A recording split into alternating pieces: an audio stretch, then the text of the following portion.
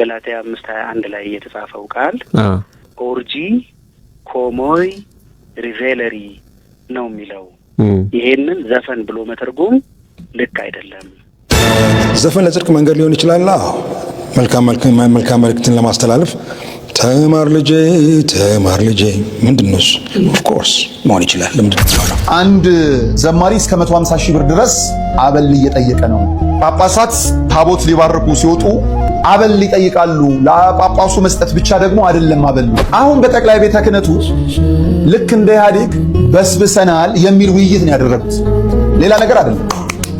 በስብሰናል የሚል ነገር ግን አውርተዋል። እምጓጓው ቤተ ክህነቱ ምን ሊያዋልድ ይሆን?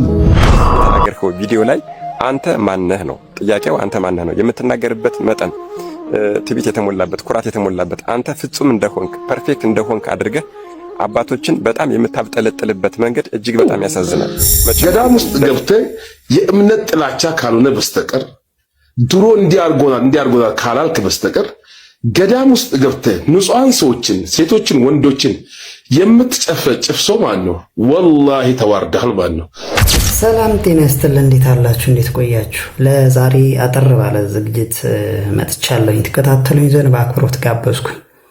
እንደተለመደው ላይክ አድርጋችሁ ከጀመራችሁ ለኔ ብርታት ይሆነኛል ማለት ነው። ወደ መጀመሪያ ዝግጅቴ ከማለፌ በፊት ይህንን ፎቶ ላጋራችሁ ወደድኩኝ። እንግዲህ እነዚህ የምትመለከቷቸው 5 ወንድማማቾች የአንድ እናት የአንድ አባት ልጆች ናቸው። ምን አይነት መመረጥ ነው! ምን አይነት መታደል ነው! እንግዲህ በቤቱ ለማገልገል ጌታ እግዚአብሔር አምላክ ፈጣሪ እንዲህ ይመርጣል ከአንድ ቤት ማለት ነው። እና ደስ ይላል በእውነት በጣም። እና ፍጻሜያችሁን ያሳምርላችሁ፣ ከሰው ዓይን የሚሰውራችሁ እንበላችሁ። ወደ መጀመሪያ ዝግጅቴ ያለፍኩኝ ዘፈን፣ ጭፈራ፣ ዳንኪራ እንግዲህ በዘፋኞቹ ዘንድ ለመባረክ የተካሄደበት ኩነት እስቲ እንከታተለው። መጨረሻ ላይ የኢትዮጵያ መጽሐፍ ቅዱስ ማህበር ምላሽ ሳይቀር ቀርቦበታል። መጽሐፍ ቅዱስ ምላሽ ሳይቀር ቀርቦበታል።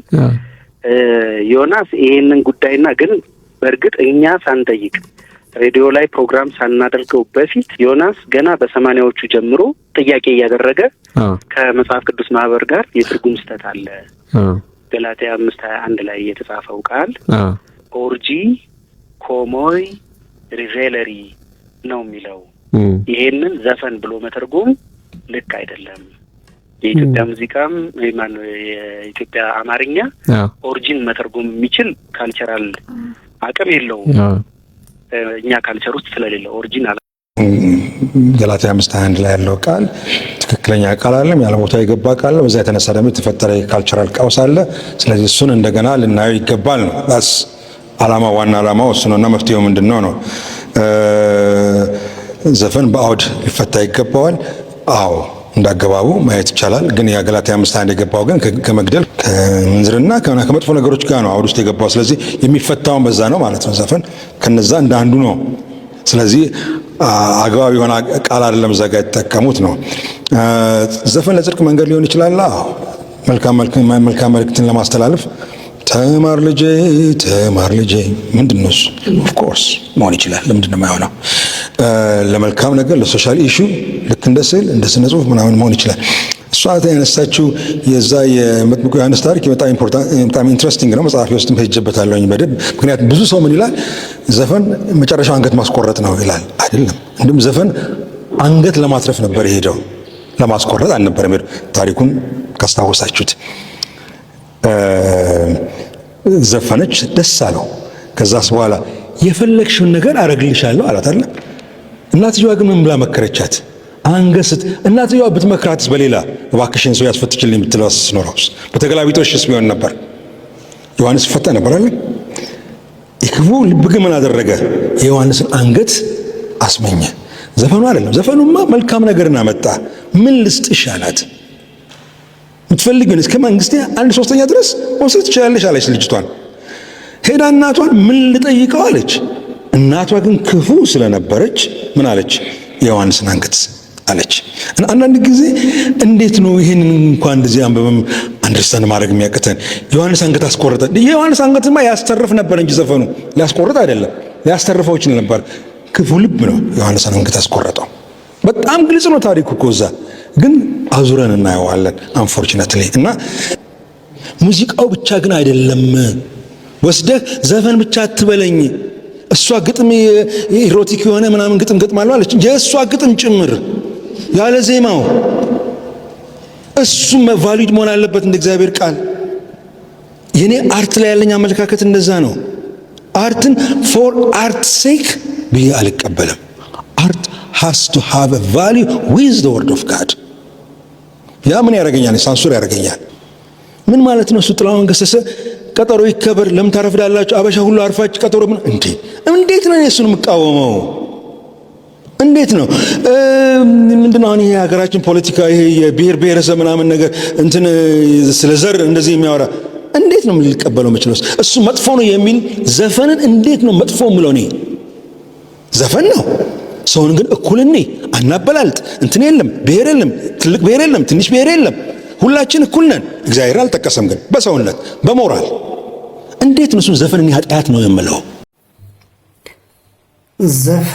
ዘፈን እኔ ግን እላለሁኝ እንኳን ዘፈን ዝማሬው ውዳሴውም በማስተዋል እና በጥበብ በትህትና ካልሆነ የተወገዘ ነው እላለሁኝ። ዝማሬው ራሱ ለእግዚአብሔር የሚቀርቡ ዝማሬዎች አሉ።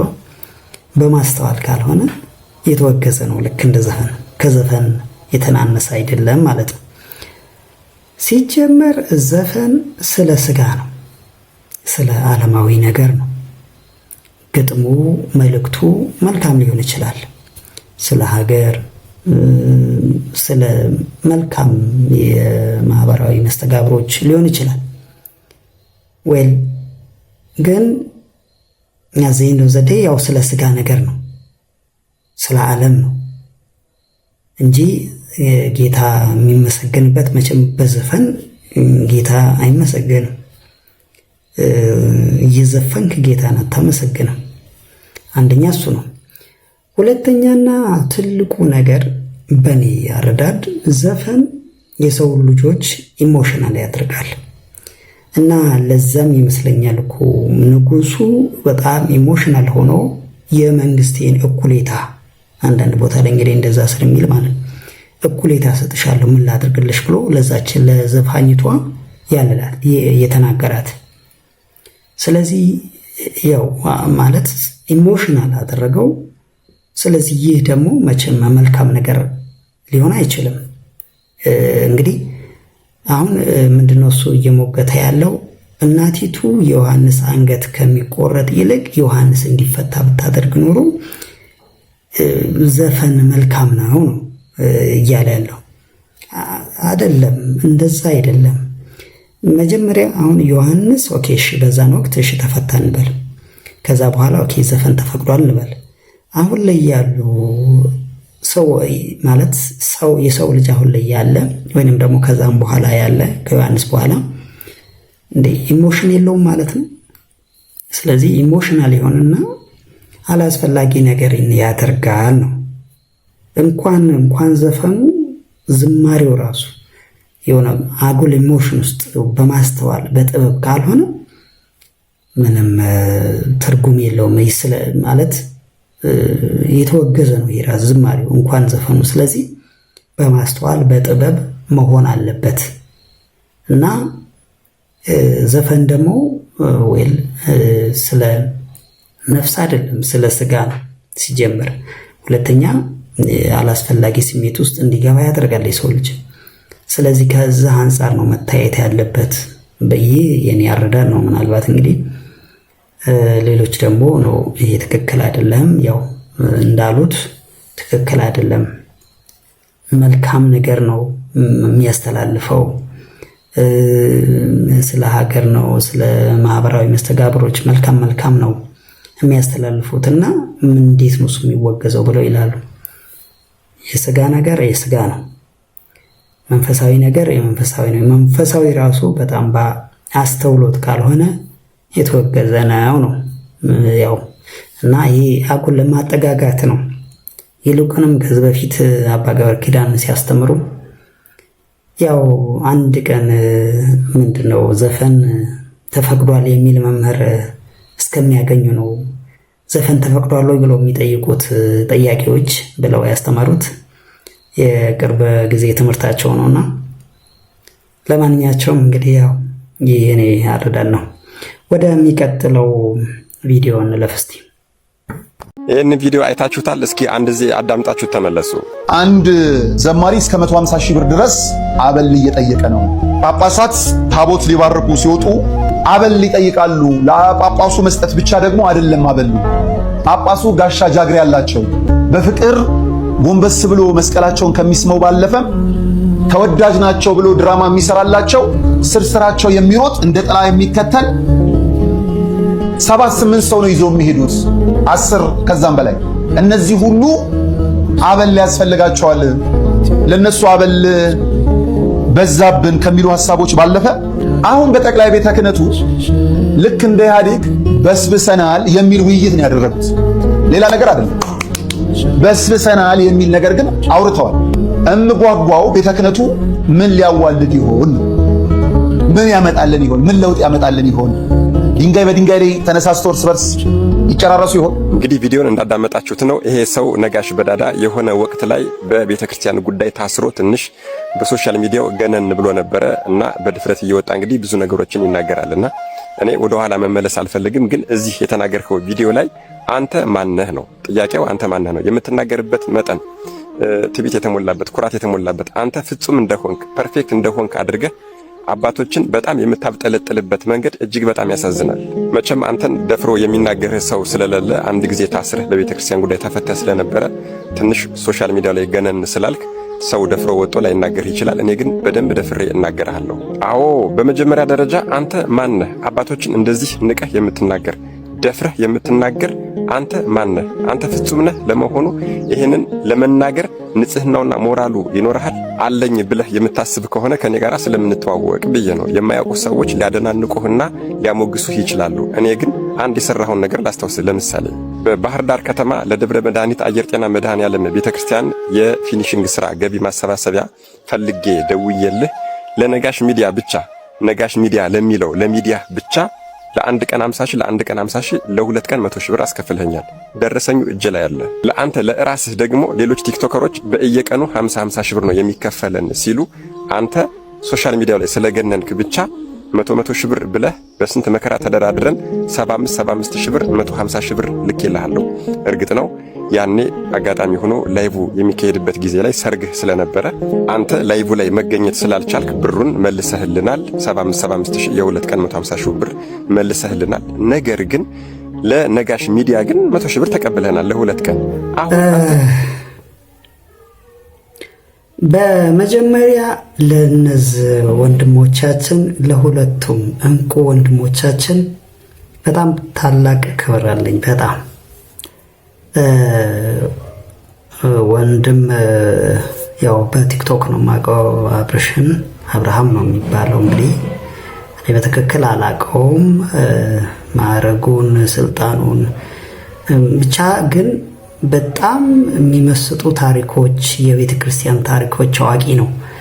በጣም ብዙ ማናቃቸውን ቅዱሳኖች ሁሉ ያስተዋውቀናልና በጣም ብዙ ስርዓቶችን፣ የቤተ ክርስቲያን ስርዓቶችን፣ ብዙ ነገሮችን በጣም በተለይ ለዚህ ትውልድ ብዙ ነገር ለማያውቀው በማነቃቃት ስርዓቱን እንዲያቅ፣ ቅዱሳኖችን እንዲያቅ በጣም ብዙ ነገሮችን ያደርጋል።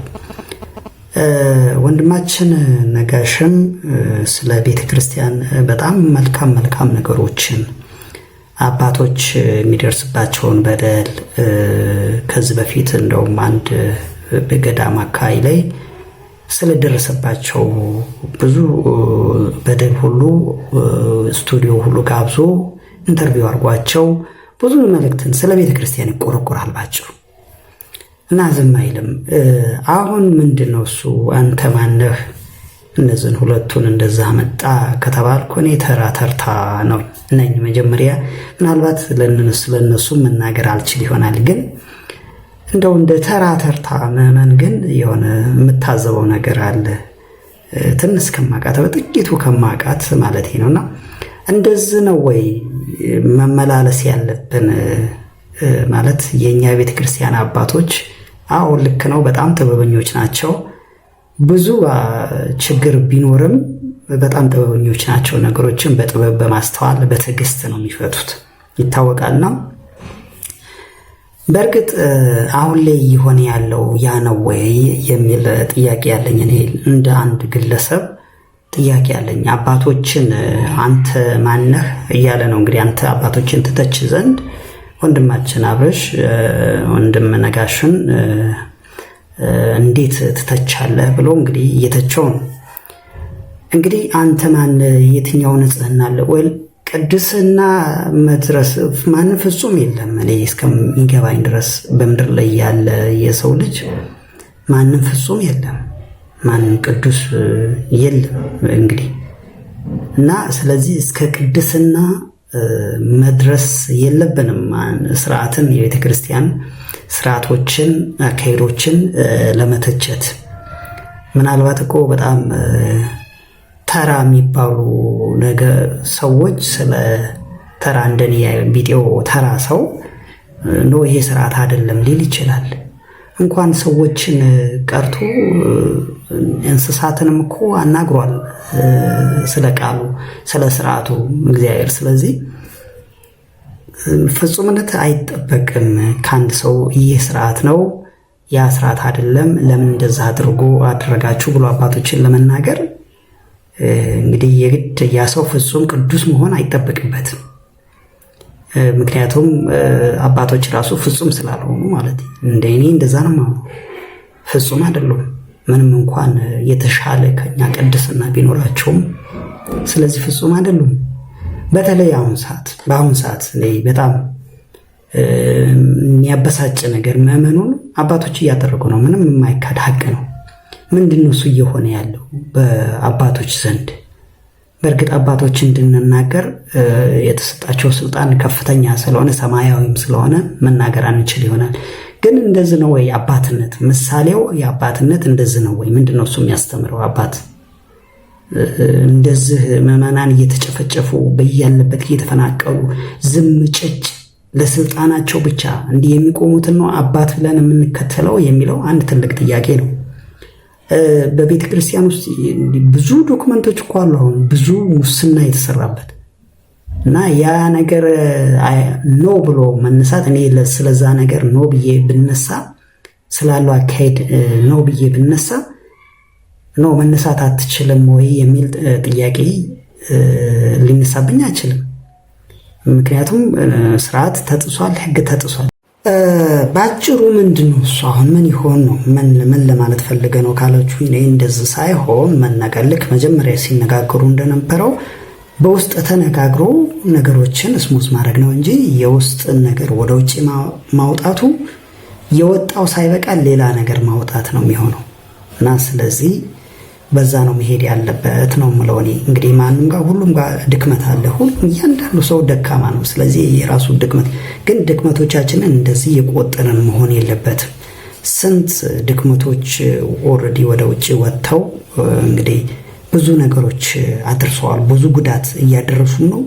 ብዙ ጉዳት አድርሰዋል። አሁን ደግሞ ዝህ ዕቅበተ ሃይማኖት ላይ የሚሰሩ እንዲህ ወጣቶችን ወይንም ደግሞ ትውልድን በማይሆን ነገር እንደዚህ እንትን እያሉ እየተጠላለፉ መሆን የለበትም። ስለዚህ በውስጥ መነጋገር በቃ ምንድነው እሱ ከምርም ስለ ቃሉ መኖር በቃ እንደዛ ነው መሆን ያለበት። እኔ የሚታየኝ ነው በቃ ማለት ለምሳሌ እኔ ከውጭ የማየውን ነው ከውጭ የማየውን የአንድ ተራ ስለሆንኩ ብዙ ወደ ውስጥ ጠልቄ የማውቀው ነገር የለም። ግን የሚታየኝ እንዳጠቃላይ ውስጥ ያሉት በተለያየ በቤተ ክርስቲያኗ በአስተምሮት ሊሆን ይችላል። በተለያየ መነቃቀፉ አይደለም። በትክክልም ቃሉን የሚኖር ከሆነ ስለ ፍቅር ነው። እንደዛ አንተ እንደዛ ያደረክ አንድ እንዲህ በቪዲዮ የተመላለሱ መሆን የለበትም ነው። የውስጥ ነገር ወደ ውስጥ ተደርጎ በውስጥ ተወያይቶ መዳኘት አለበት ነው። ነጋሽ ጋር ጥፋት ካለ ወንድሜ ነጋሽ እንደዛ ጥፍተሃል፣ አብርሽ ጋም ጥፋት ካለ እንደዛ ጥፋት ተባብሎ መሄን ያለበት እንጂ ወደ ውጭ መውጣት አያስፈልገውም።